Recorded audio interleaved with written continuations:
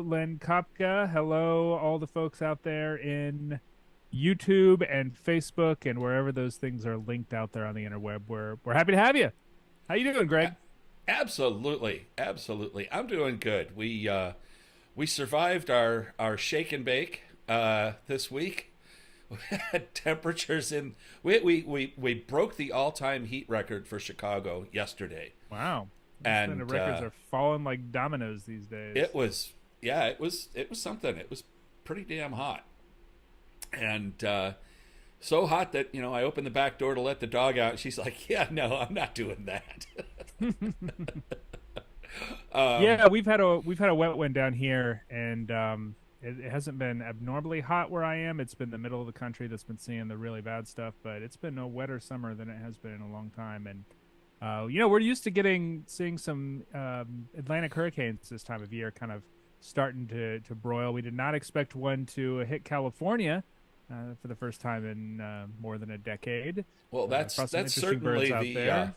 that's certainly the story of the week. Yeah. That was I didn't have a chance to check the numbers, but I think that's more wedge rump storm petrels in one day than had been recorded previously in the ABA area ever. Yeah, I think you're right. I was shocked to look at the ABA checklist and see that wedge rump storm petrel is a code 4 bird. Did you know Oh yeah. that, Greg? It's unusual. It's one of those birds that does not show up on your regular West Coast pelagics. Well, It's a It's a Galapagos Peruvian species that breeder. stays Yeah, down there. they get as far north as the southern tip of the Baja California Peninsula, typically, and Yeah. lo and behold, that is where this Hurricane Hilary got its start, and a lot of storm petrels got caught up in there and trained in the winds and trained in the eye and dumped far and wide across Southern California, Arizona, and even up into Nevada, where it was a first state record, which is pretty amazing. Yeah, and for people who don't understand, um, when a hurricane picks up birds, what happens is kind of think of a hurricane as a massive tornado, sort of, and the eye is very calm, but the air Hmm. in the eye is circulating and moving Yeah. upwards, and the birds get in there and it's calm and they just fly around in circles trying to get out, and they Hmm. can't, and the storm is moving northward, and as it comes ashore and breaks up, the birds fall out literally, They get scattered. Yeah. and they just wind up wherever they are, and they just kind of move along with the storm center as it moves. And typically the Yeah. northwest quadrant is the sort of the best place to look, and Yeah. that certainly was the case here. It looked at, it was looking at the track of the storm. It looked like that northwest quadrant got scrubbed quite a bit right up against the Baja Peninsula itself. And so I was wondering, like, whether or not a lot of birds were really going to fall out. Typically, you get two groups, as you say, Greg. The sort of real pelagic tube noses tend to get caught up in the eye. They go to the eye and kind of hang out there until it dissolves, and then you'll get things like terns and Yep. frigate birds and tropic birds and kind of windblown species that kind of get caught up in the winds on the outside and get up in that northwest quadrant as it spins.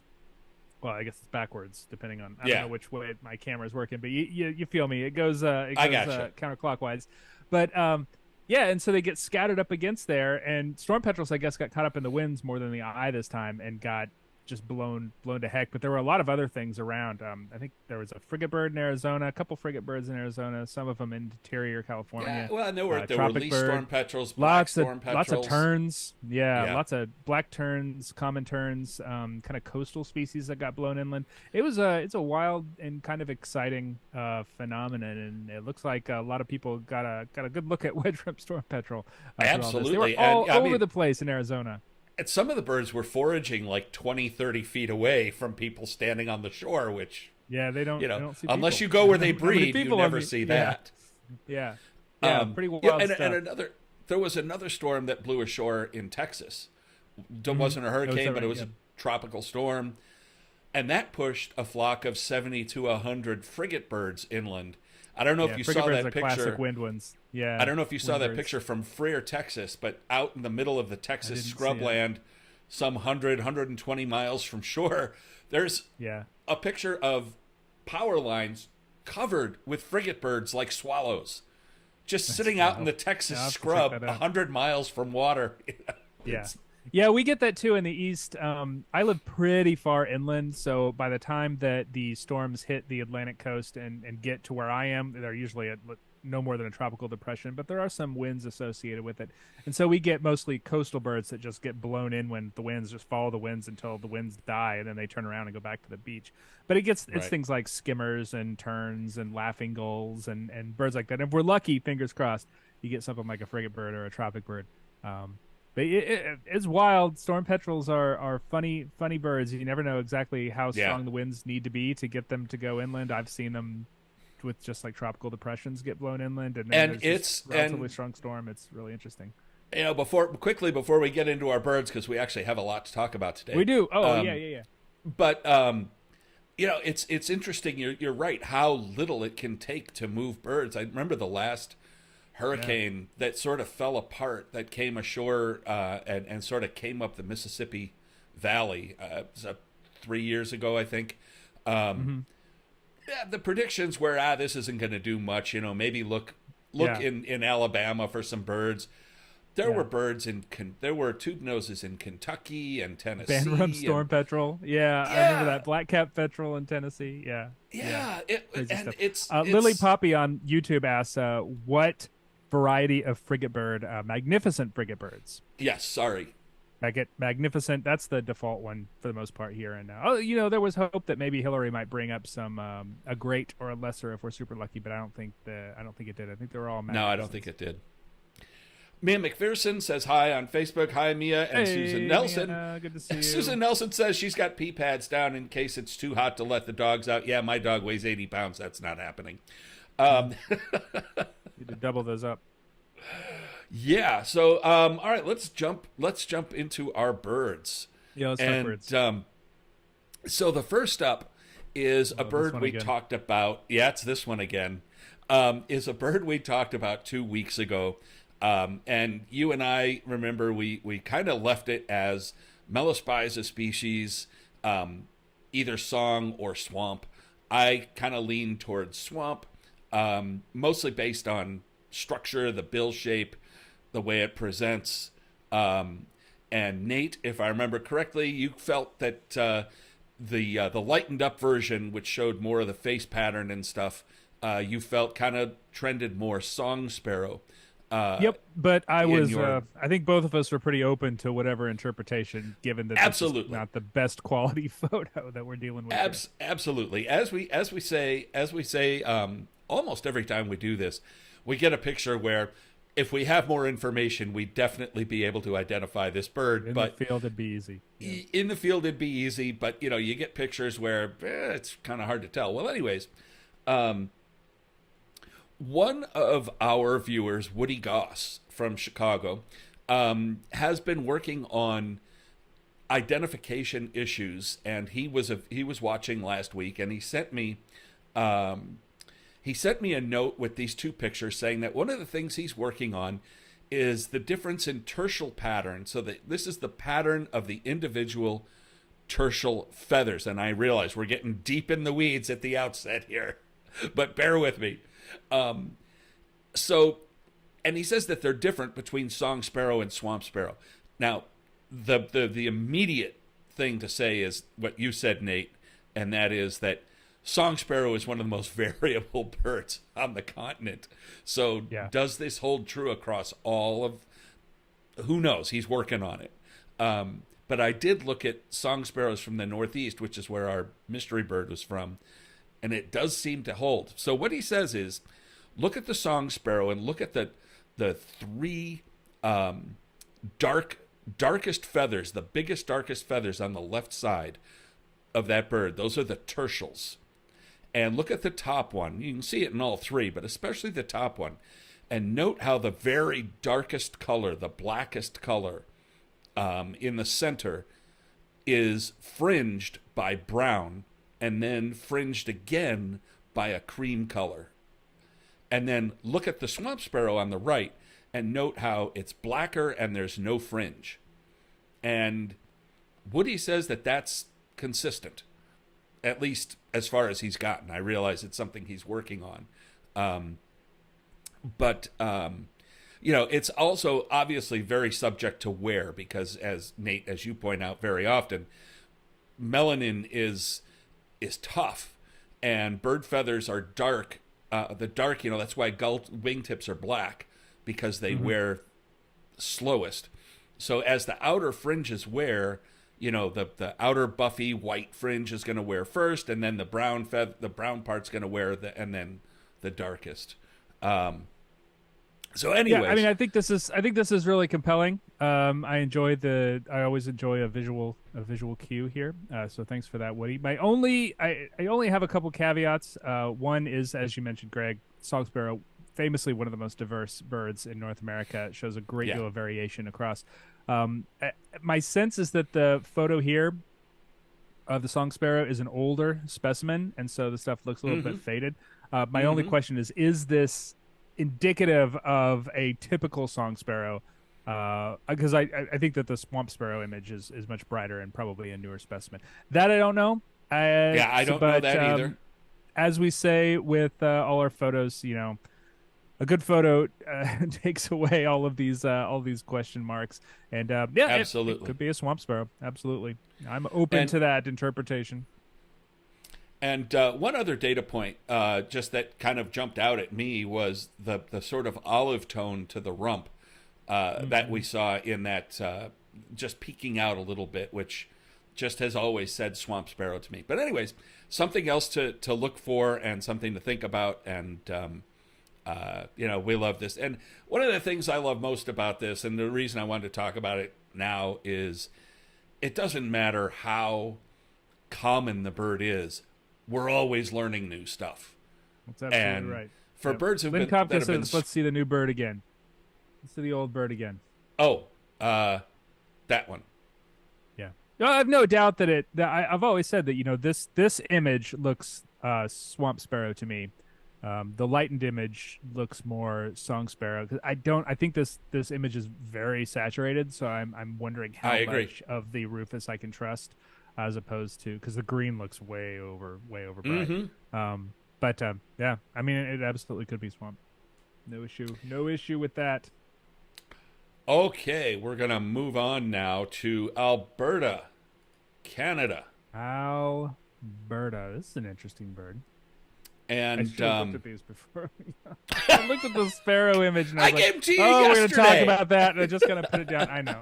That's my hey, look at that! Your dad's in Homer, Alaska, Alaska, saying vacationing hi. in Alaska. I don't know why he's wasting his time watching this when he exactly out looking at the scenery. Come on. So this is a let's just like I said, we got a lot to get through here, so let's cut to the chase. This is a sandpiper. It looks like a smallish. Looking at the grass that it's on, it looks like a smallish sandpiper that we typically call a peep. I'd say it's a calidrus. Yeah. Yep. Yeah. No doubter there. And the first thing that go ahead. Yeah, some things that stand out to me when I'm. So legs and bill are among the first things I look at when I'm trying to get a sense of a sandpiper. Legs on this guy look awfully greenish. I mean, they're kind of dark there, but I maybe it's the grass around it. I'm getting kind of a dark greeny impression. Maybe my computer. I agree, is and not, I don't think it's the grass. Here. It's hard to tell. You think those are actually kind of dark olivey yellow legs? Yeah, I do. Okay. All right. Good. I'm glad we're in agreement there. The bill is really interesting. Yes. Pretty thin, long and slender. That nice curve that comes very thin at the tip. It's not kind of a uniform width all across there. Boy, I have some thoughts on this guy, but I'm curious to hear what you think, Greg. Well, the every time I get shorebirds in front of me, I realize how. So we've got that long thin bill with a little bit of a decurve, as Nate says. The other thing to look at with peeps is the primary length, the wing length, and the tail here is sticking out beyond the tertials, those big floppy tertials. There's that word again. Yep. But really, the wings, you can see it doesn't go They're beyond pretty the short. tail. Yeah. So that Sarah Coffey asks on YouTube, how do you gauge size on this shorebird? That is a great question. And that is something I am currently struggling with staring at this bird, to be honest. well, I mean, it looks like it's in mowed grass, Yeah. and so that kind of gives you a hint. I guess. But it's tough. But really, that bill shape. There's only really one of our sandpipers that has that particular bill shape. But when you put that in combination with the short wings, I say we get to least sandpiper pretty quick, along with the olivey tones on the legs. I am with you on that, Greg. That's where I came from. I think it's far, as Tim Callback says on Facebook, far too thin and fine-tipped. That fine-tipped bill is just such a distinctive least sandpiper thing. You can see in this lovely comp that you have put together. Western sandpiper has a longish bill that is decurved, but it is quite thick at the tip. It looks comically big. It looks like somebody stuck a fake beak on it. And semi-palmated doesn't really have much of a curve. It's kind of like a little baton stuck on the front of its bill.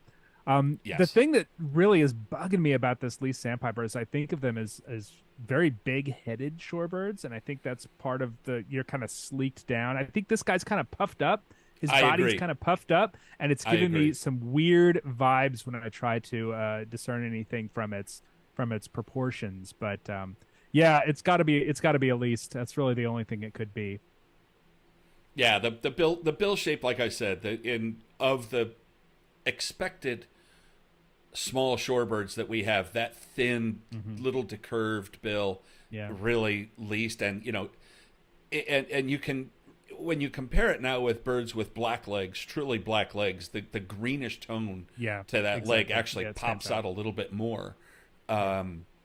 Also note the rusty braces on the Western, which is it's not a hundo, but it's very, very common that the line of scapular feathers have that rusty sort of base and fringe, and that's another thing to look for with Western sandpiper. Now, and Western sandpiper and semi-palmated sandpiper, the bill shape, they pretty much it's variable. They have a middle of the spectrum where it could be either one. And out this east, this is a very thick-billed Western that you've chosen for this one. Is exaggeratingly thick-billed Western. Well, I've seen them bigger than that. Is that right? Oh, all right. Yeah, but the point is here that we're going for sort of the field guide median gestalt. To sort of train your eye what to look for, realizing that there's variation at both ends of the spectrum. And even with least, and I made a comparison a couple of years ago that I should have thrown up here, but even least sandpiper has variation within where least sandpiper can get kind of close to semi-palmated. Look at the I have a couple things to point out, and I don't want to interrupt you, Greg. Please go ahead if you're going to talk more about least sandpiper. Oh, braces. I'm sorry. We got two questions here real quick from Alex Cruz and Susan Nelson. Braces are the sort of stripes on the back. Think of braces like suspenders, and think of the suspenders going over the back of the bird. So you'll see on the Western there's like a rusty line that goes along the top edge of the wing. That's what's referred to as from the braces. bend right across the top. Yeah, and from the bend of the wrist. Yep. Another bird that famously has braces that's kind of a slam dunk field mark is Blackburnian warbler. In all plumages, has those pale lines going down the back. Anyways, sorry to cut you off there, Nate. I was just going to say, this image really establishes how much I also rely on behavior when I'm identifying these birds, because when I see least sandpipers frequently out on a mudflat, even from a very long distance, they're like crouching. They're like little tiny, like very, very close to the mud. They've got their mouse-like legs. They're very mouse-like, yeah, exactly. And so they're kind of creeping along on the edges of the mudflats. This guy is standing straight and tall, and that kind of throws me a little bit, to be completely honest. I am going to guess that this bird is a migrant, obviously, that just arrived and is exhausted and just standing there trying to get its wits about it. Yeah. One other thing, as you were saying, with least sandpiper, how they're kind of mousy, semi-palmated just acts kind of like somewhere in between a sanderling and just a, it doesn't really do Yeah. much that's habit wise that's going to make it jump out. Whereas Western sandpiper often, not always, but tends to feed kind of like a stilt sandpiper. So it kind of lifts its head up and goes up and down with a sewing Yeah. machine They'll also motion.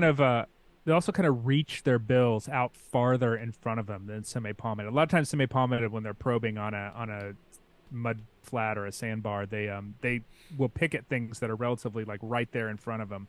Whereas a Western sandpiper will kind of reach its neck, reach that long bill out in front of it, and kind of look kind of lower and flatter when it feeds. It's these are subtle things that you can pick up when you are paying attention to a flock.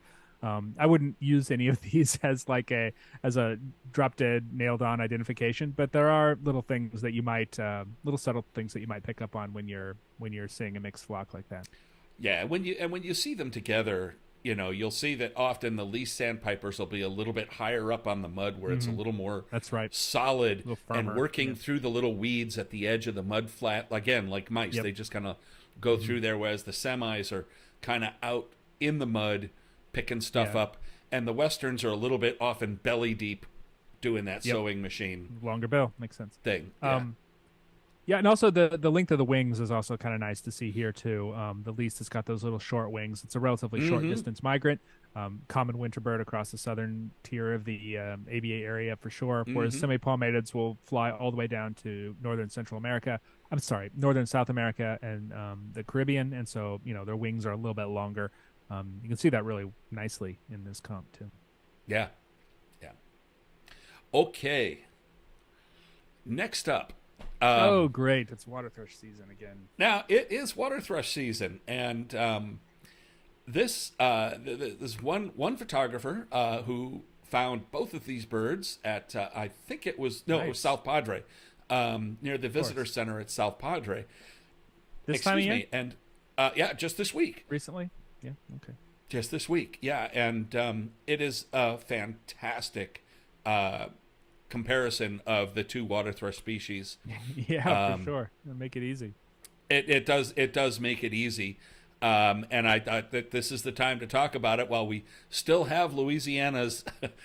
Not for much longer. In country, they are they are moving out. You won't have bouncing. Louisiana. Yep. You won't have Louisiana water thrush for another few days here, and then they're going to be gone. That's right. They're pretty much gone by September. That's for sure. So yeah, we've got Louisiana water thrush at top and northern water thrush below. What do you see in there? I agree with that. Yeah. So this is great. This is a great the comparison here. Some things that really point out to me is, this is a northern water thrush that does sort of show a little bit of a flared eye stripe too. So it's kind of got a thick eye stripe. That's something that I, or eyebrow, something that I typically associate with Louisiana water thrush. But one of the nice things you can see all the differentiating field marks. It's here. also got a white throat. It's also got it's got a plain throat as well. But that Louisiana water thrush eye stripe kind of flares at the end, whereas the Louisiana flares at the end. The northern kind of flares and then comes back down and narrows again towards the back. That's cool. I like the fact that you can see almost the apricot blush there on the pockets, the underside of the Louisiana water thrush that make the eyebrow and the flanks look like they're different colors. Exactly. Whereas in the northern water thrush, the eyebrow and the flanks are the same color. Yep. That's cool. Structurally, we got some great things. Look at that big old honking bill on the Louisiana here, and a relatively small narrow bill on the northern below. Leg color is obvious here. Man, this is great. These are great photos. Now, what's also cool is that these were taken by the same day by the same camera. So the color shift is something that we can talk about. And just the overall tone of the northern, that browner, buffier versus the colder, darker color of the Louisiana really jumps out. Really makes the pale breast and throat stand out all the more. And then you were saying the leg color. Oh, yeah. You got those nice, I don't know, they're not quite as bubblegum pink as you see in the spring on the Louisiana, but they're still quite pink. Yeah. They're a little bit shiny pinkish on the northern, I guess, but I think more of that's more of the light or anything. They're definitely a browner Yes. tan. Yeah, just good stuff. The structurally, you can see some differences too. Louisiana water thrush always seems more chesty to me, And a bit kind of front longer, heavy. Yeah, and longer. Yeah, a little exactly. more attenuated, I would say. Yeah, Um, yeah. and Deep belly, then more deep bellied on the northern. Yeah. lastly, it's quite variable. But once you get a feel for the limits of variation, Hmm. Louisiana water thrush is more sparsely streaked beneath than northern, Yeah, and the yeah, streaks tend to northern tends to be messier than Louisiana, and again it's yeah. I variable, agree with that. but once you get a feel for it, yeah. So this is just wonderful, and Yeah, it's neat. Sometimes you get northern water thrushes that are actually quite pale, even white, approaching the white oh sure, of a Louisiana water thrush. But one thing that will always be true is that the eyebrow and the flanks will be the same color on a northern water thrush, even when they're pale, mm-hmm. and they will lack that kind of apricot pinkish blush on the sides of the Louisiana that you can see certainly towards the undertail on this bird. So yeah, that's different. Buddy Campbell on YouTube asked, "Do both birds pump when walking? If only one does it, is it diagnostic?" Yeah, both birds were pump. Both do, Will pump, I should say. I have absolutely. heard some people talk about how the pattern and the way that they do that kind of pumping is different.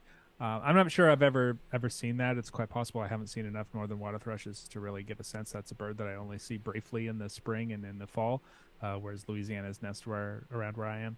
But yeah, they both do the pump. They might have slightly different patterns, but I'm not entirely convinced that that's diagnostic. Yeah, I've never noticed that, and we get them both here in spring, and I've Hmm. never, but I will say I've never really paid attention either. So That's true. Yeah, to that, I usually hear um, them singing, and I'm like, oh, water thrush.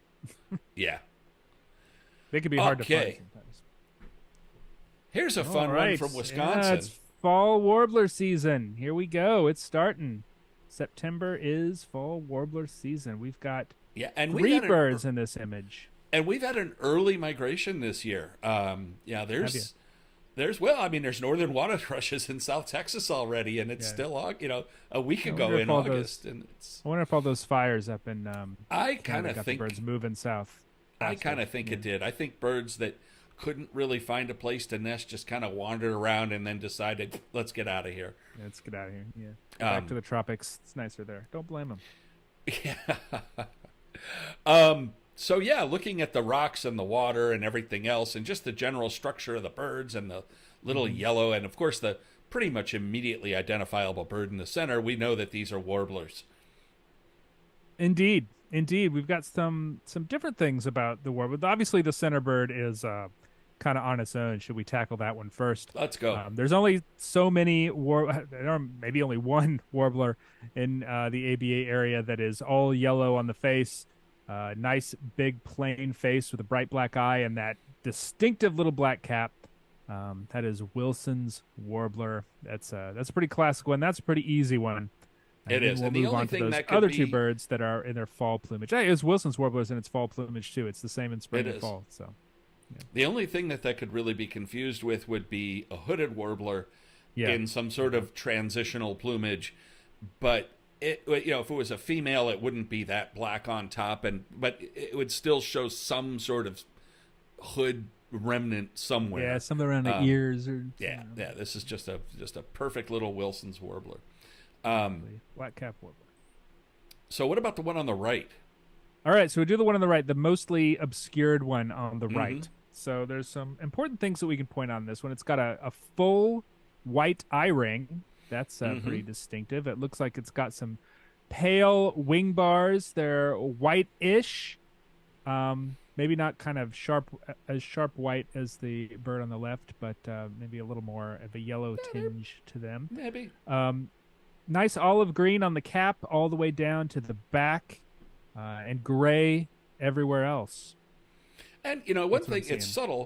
it's subtle, but notice how also the shades of green on these birds are different. Each one has a different shade of green, like on its head or on its back. And I would say that the gray face with that big bold eye ring that Nate mentioned, plus the shade of green, once you're familiar with it, and the eye rings, that's one species that's pretty easily identifiable, and that's a female or fall plumage chestnut-sided warbler. Yeah, I'm not sure if it's a female or a male chestnut-sided warbler this time of year. They change quite a bit from their spring plumage, which is kind of that black mask, yellow cap, and of course the chestnut sides that run from the side of the face all the way down underneath there. But they always have yellow wing bars in all their plumages. So the yellow wing bars are always a nice touch for a chestnut-sided warbler to get you on the right path there. Pretty distinctive bird in the spring. Very different bird in the fall, but I would say equally distinctive fall bird as well. And then let's go on to the left bird, the bird that is, we can see in its entirety, but it is a little slightly out of focus here. Yeah, but that's all right. We still got enough. I think so. So really, I mean, I think there's three birds at play here. First one to get out of the way would be pine warbler. And pine warbler is one of the most variable and confusing birds on the eternally in the ABA area. Yes. And then the other two are bay-breasted and black-poll. And I think we can eliminate pine. The face pattern doesn't look right for pine. The spectacles aren't really there. The eye arcs, even though they're kind of blurred a little bit, they're really not strong enough. The bill not big enough. shape doesn't look quite right for pine warbler. And the underparts, that sort of creamyish, like pine warbler, they can do almost anything, but they don't really do that. Yeah, for sure. There are some young female pine warblers that can look kind of superficially similar to this bird, but they tend to have a plainer face. One of these birds even though they have slightly larger eye arcs, they don't have that kind of black line through in the lower. They have a paler lower, and that doesn't go all the way through behind the eye. It's a bit more like the Wilson's warbler, honestly. They have kind of a plain face that this bird definitely does not have. There's more going on here. And one thing that I just remembered that I was thinking about as I was getting ready to pull this picture up is that pine warbler, in pretty much all plumages except juvenile, has these sort of pale patches on the side of the neck that go up towards the nape. Yep. And sometimes it can be very subtle, but if you know to look for it, you can find it. And I think in this picture with this light, you would see it. And the softness would actually accentuate it, and it would be quite noticeable. So okay, George Munoz popped in on YouTube. Hey George. Hey, right on, George. George, he used to do some work for us. Good to see you. Check your email, man. Anyway, so all right, so we got pine warbler off the table. Now let's dig into the perennial conundrum of bay-breasted versus the black-poll. The bay polls. Yeah. So some things that stand out to me that lead one way and not the other here is I'm not seeing a lot of streaks on this bird, especially on the flanks. Black-poll warbler in particular tends to be a little more streaky in the fall. It shows even the kind of very, very light pinstriping all the way down the chest and along the sides of the bird. Not always, but generally speaking, that's the case. And almost certainly it has a stronger pattern on the back. You can see a little bit of braces, here, we'll use that word again, here on the back of this bird. But they're not very strong. They're actually quite pale. And the bird as a whole is just kind of this creamy color all around the front. But the thing that really stands out to me are those wing bars. They are just like banging, like in your face, bright, white, clean wing bars with a very dark black bar in between them. Whenever I see wings like that, I immediately think bay-breasted warbler. And I agree with you. A couple of other things to point out here is the bill, subtle, but bay-breasted tends to have this sort of chunky spike-like bill, whereas Mm-hmm. blackpoll tends to be a little bit thinner. Mm-hmm. The color of the back and the head, bay-breasted has this almost it's a brighter green, and Yeah. Yes. blackpoll tends to be a little more olive, a little more subdued. But Mm-hmm. then also, as you pointed out, the underparts are just clean, and you can pick up this sort of apricot wash Yeah. Yeah. in there too. That I think that the color balance on this image is spot on. Yes, I agree. I think It this accurate to me. this looks really good in terms of colors. So I think what we're seeing are actually is what's actually there. Mm-hmm. So Agree with you. So to recap, we've got a bay-breasted warbler in the front. We have a Wilson's warbler in the middle, and on the right, facing away, we have a chestnut-sided warbler. On the lookout for all of those in the next few. Yeah. Oh, this we've got a cold front that's moving through right now. I bet tomorrow is going to be banging. I bet it's just going to be great. And here's a warbler from Chicago, Illinois. Ooh, And this one's a little tougher. yeah, I mean, I think I think the idea is fairly straightforward, but it illustrates one particular thing that I wanted to point out. But yeah, go ahead and Is it the tell us. undertail? It The undertail is always the place to look for on these birds. And most of your warbler-specific guides, and actually even Sibley, does a really nice job illustrating the undertails and letting you know what to look for on those. But most warblers, especially in the fall, well, always in the fall, because they only molt their flight feathers once a year, while they molt their body feathers twice a year. So their flight feathers will always be the same no matter what time of year that you are looking at. So that's why it makes tail such a great thing to look for.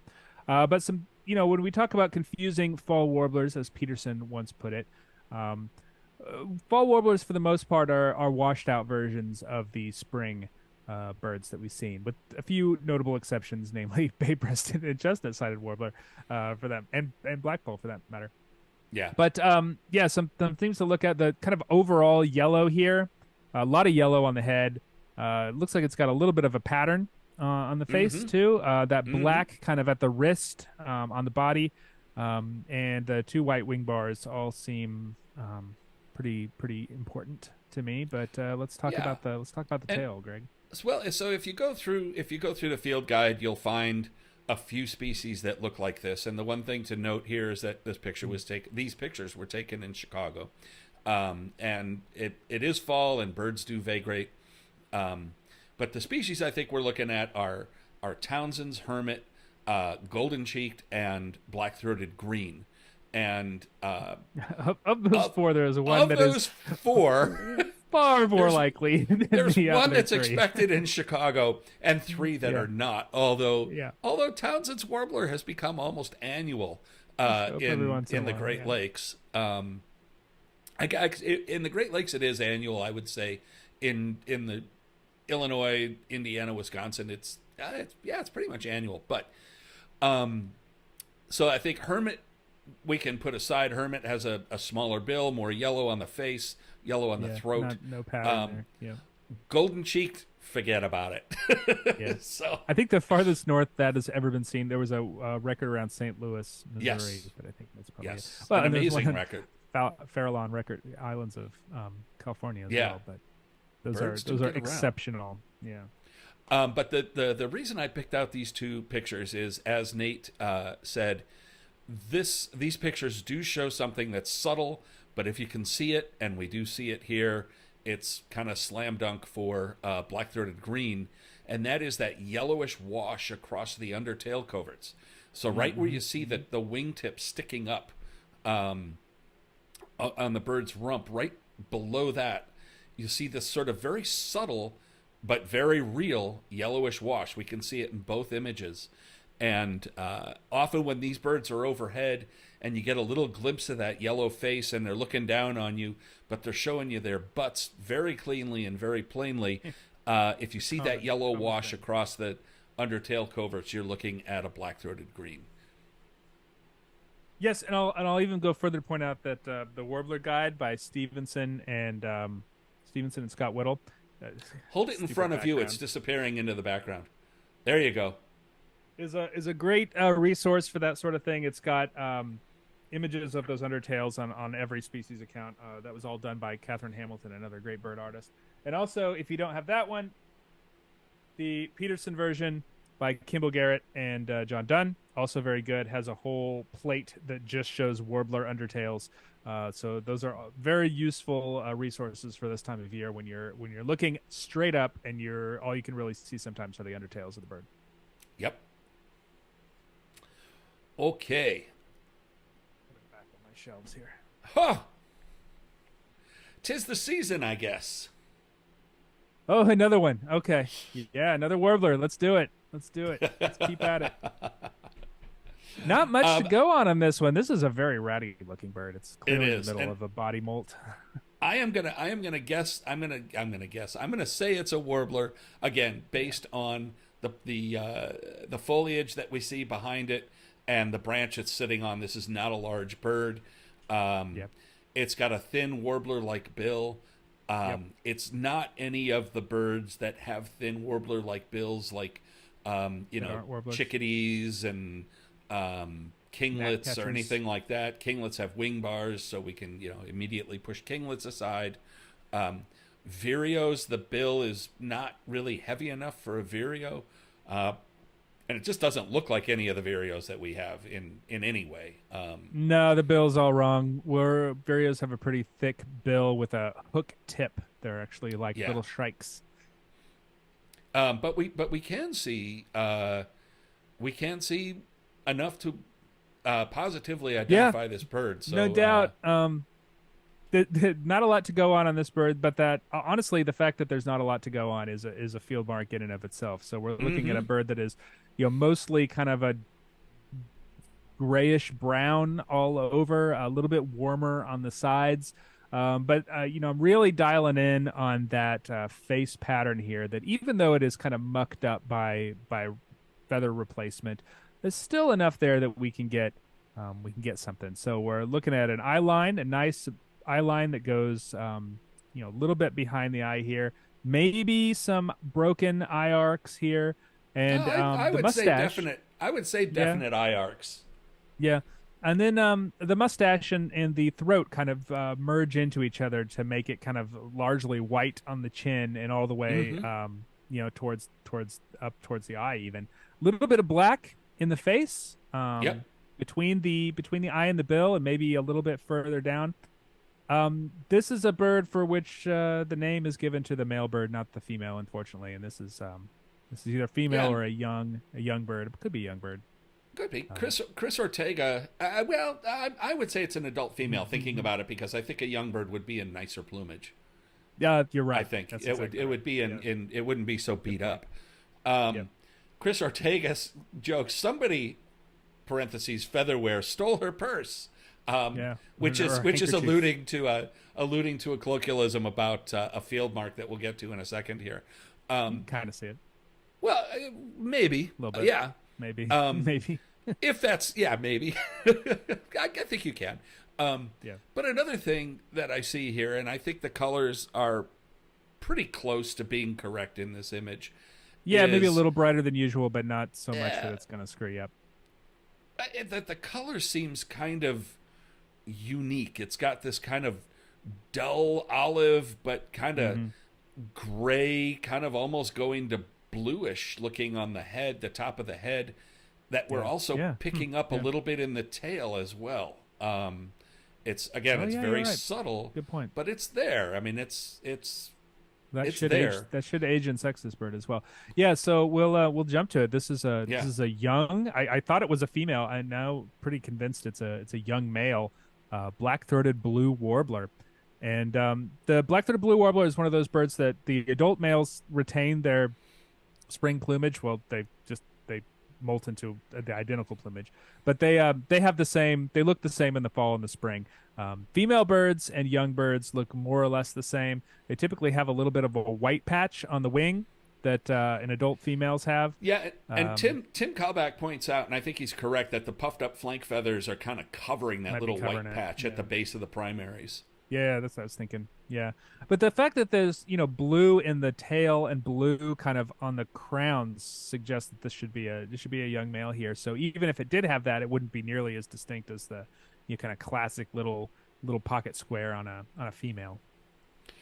Yeah, and I don't know how, older females tend to pick up the pattern and That's also color true. of male That's also birds true. too. Yep. So I mean, this could be an older female. That's But also true. but yeah, all the things we just discussed. But I think the face pattern is really what gives it away the Yeah. quickest. Is that combination of eye arcs and eye line and kind of a dark cheek. Yep. Give the black-throated blue warbler female and juveniles, give it a kind of a unique look.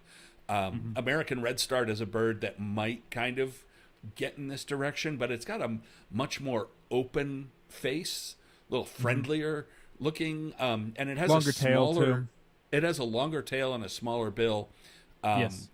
And even though the wing pattern is kind of covered up, and in this plumage, in the fall, the wings can look like anything, but we would definitely see the black tip on the tail of a redstart, the dark tip with some yellow at the base. They tend to be kind of, lankier just in general too, whereas they do. black-throated blue is kind of a chunky warbler, kind of big-bodied.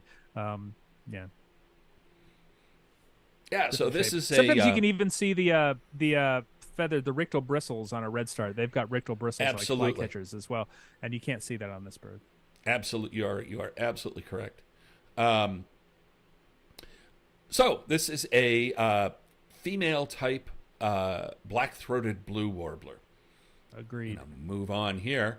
This one comes Oh to us my from Fisher, goodness! Texas. All right, keep at it. Reasons Why this is not a warbler, Greg. Go right for it. The bill is thicker, certainly Yeah. on the base. Looks more like The, a chickadee or a titmouse. It does look more like a chickadee. Those feet are massive. It's got just like huge chunk and gray. feet. Its feet's too big, yeah, and gray, absolutely, yeah. And I've never seen a warbler with a kind of spot behind the eye like this one does either. Yeah, and it's interesting. The spot behind the eye ABA area is as interesting as the dark spot above the eye. Mm-hmm. And really, this little bird, I mean, we can see the leaves and stuff around it. This is a little guy. You got this kind of short little bill, big black eye with a white eye ring and wing bars. And I think, if you went ruby crown kinglet, that would be justified. But let's look take a little like a ruby crown kinglet. Let's take a look at ruby crown kinglet compared with the species that this is. And so here we have a ruby crown kinglet on the bottom and the bird we're discussing on top. And so got a clearer view of each, and we can really see what they're all about. For sure. So yeah, you can see that chunky bill, that big old bill there, and the big old feet on this bird. Definitely do not look kinglet-like, kingletish. I don't know how you do like a kinglet, but yeah, Kinglety. I mean, the big old bill and the big old feet. Ruby crown kinglet on steroids, as Alex Cruz Jr. says. Yeah. Yeah, I mean, it's like you take all the bare parts of a ruby crown kinglet and inflate them. And you get Hutton's Vireo, which is what this bird is. Yeah. It's twice as big, more than twice as big. But the one other thing to see here is the pattern on the wings, and the Vireo, which both of these birds have the wing coverts partially covered by their mantle, by the back feathers, the scapulars and the back feathers, but we can see that the base of the primaries, where it comes up against the wing bar, the one furthest away from the bird's eye, you'll notice that the Hutton's Vireo on top, there's a little bit of dark shading, and that's very variable. If we look back on this bird, it doesn't appear to have much at all, and you'll notice how the space between the wing bars is really the darkest part of this bird, whereas on the ruby crown kinglet, the darkest part of the wing panel and really the darkest part of the bird is in the secondaries. It's the after the second wing yep. bar, so it's not between. So if you compare the two top to bottom here, you'll see that the wing pattern is subtly but quite different. And continue along with differences. They both have these kind of weird looking eye markings, but they are different. And the little dark part above, the little dark mark breaking up the eye ring on the top of the eye of the Hutton's Vireo is a field mark. And there's really only a couple other. There's really only a couple other Vireos that we get that have that. I think thick-billed Vireo, which shows up in Florida rarely, is one.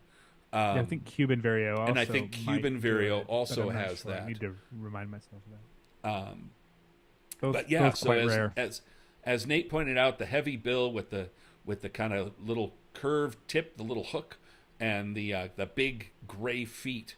Again, look at the feet on the kinglet. Skinny those legs and feet are on the kinglet for sure. Teeny toothpick with light feet. And that's our ruby crowned kinglet. All right, and let's push along here. Oh boy, we gotta get through these quick, man. It's already 10 till. Oh man! All right, we still got some more to go here, Greg. We got another warbler okay. We're gonna just jump right in here. This is one of these birds are some of that excite new birders and old birders alike in the fall, especially because they're always fun to see. They're always good. And that's the mourning, Connecticut, and McGillivray's. And this one being gray-headed skulkers. Mm-hmm. And this one in Queens, New York, I think we can take McGillivray's out of the question for the sake of this conversation. Yep. The eye arcs do not. The face pattern really doesn't look like we would think about McGillivray's, even if we were contemplating that. So we're left with mourning and Connecticut. And let's just get in the weeds and talk about that. These are both Connecticut warblers, right? That you've thrown up. Okay, so yeah, we're gonna cut to it. It's like you're not trying to trick me by getting a really Connecticut looking mourning warbler and putting it on this image. No, the two birds flanking are Connecticut warblers, and the bird in the middle is a mourning warbler. And these birds are fall. Yeah, these are all fall birds, not spring birds, which look very different. But note just how bold, like the eye ring on Connecticut warbler, even the one on the left, which isn't, it's got a little busted up, but it's still like, wow, that's the first thing you see. When that bird pops up, the eye ring is the first thing you see. Also the structure. Connecticut is, it's more compact. It's kind of more thrush-like. I think that the person who saw this mourning warbler in the middle, that bird probably jumped onto this branch and then jumped off right away and went flitting off through the foliage, whereas a Connecticut warbler is just as likely to start walking along that branch and kind of acting almost like a water thrush or something. I'm glad that they put this photo up because, to my eyes, my gut impression of this was mourning warbler, and then I started trying to convince myself of Connecticut warbler here because I will say this is a very Connecticut-looking mourning warbler, like I was suggesting that you were going to throw up because the undertail coverts, which is one of the classic field marks for Connecticut warblers, you can see on the bird on the right, very long undertail coverts, almost all the way. It makes the tail look super short. And I think it's partially the way that this bird is sort of oriented on this branch that the undertail coverts look very long on this bird as well. I agree with you that it's a mourning and not a Connecticut. But that's just sort of an interesting thing on this bird. The eye ring just isn't bold enough. I think the white throat to be a Connecticut. The white throat looks more like a mourning warbler as well. Looks more like a mourning. To be honest, the colors underneath. In the fall, Connecticut can be quite yellow, but usually not. But again, the structure. It's like when you see these birds in the field, the structure and the behavior. Connecticut warbler is a bird that spends a lot of time on the ground walking around. It's got big pink feet, and it it walks around, Yeah. and when it gets on a big branch like this, like I said, it's just as likely to start walking along the branch as it is to do anything else. Whereas mourning warbler is a bird that is found in low shrubbery, but it bounces around in the shrubs, and acts more warbler-like than a Connecticut, which is distinctly Yeah. not Yeah, they warbler-like Yeah. as it Yeah. moves They're weird around. birds. So yes, this is a mourning warbler in the middle, and it's flanked by two Connecticut warblers for comparison. Oh, was that it? Is that what we got? I think we did it. I think that was it. I thought we had one more. Let me just hit this button again, make sure. Nope, that's it. No, we're back to the All right. Well, all right. We got a couple of minutes here. So what do you guys want to talk about? We've got the Well, lines before we are get to open. that, I do feel like we need to do the regular thing where we say, hey, folks, if you enjoy these Well, sorts yes. of programs, please consider supporting us by joining the American Birding Association. Go to aba.org/join. In addition to supporting these things and the podcasts and all the cool resources that we provide, you also get our great magazines, discounts to partners like Vireo Books, Cornell Lab of Ornithology, all that stuff. All for the cost of And about now a cup of coffee. Olympus cameras Olympus. now. Great discount with brand new one. Olympus. Yeah. Yeah. So you get a lot of great benefits to you join the ABA, and also you're supporting this sort of educational programming that are enjoyed by dozens of people. Tens even. every Tens. month. Tens. Oh, there are tens of us enjoying these sorts of bird programs. Yeah. So now with that out of the way, please consider joining the ABA. If you have any questions or anything you want to talk about, we're happy to.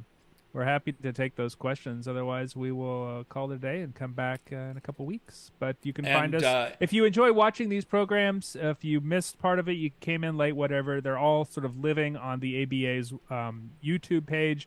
You can find all of our conversations, including some from like luminaries like Ted Floyd and whatnot. He's been a guest every once in a while on here. So, you can go back and watch all of the old stuff and watch our... find the places where we got birds wrong. That's at aba.org/live. Yeah, aba.org/live. Or on our YouTube, you can look for American Birding Association on YouTube. Susan Nelson asked, how do... Oh, yeah. Yeah, okay, do it. I was going to say, how do the hurricane birds get back to where they belong? Some do, some don't. Depends on how far away from the ocean they are. I suspect that they're like able to smell the ocean or follow the water, like because they have really highly intense senses of smell. Most seabirds do. I don't know. I assume that they get back because they do not stick around long in those lakes for the most part. They are not birds that stick for weeks or whatever, even days. A lot of times when you find a tube nose or any sort of ocean going bird.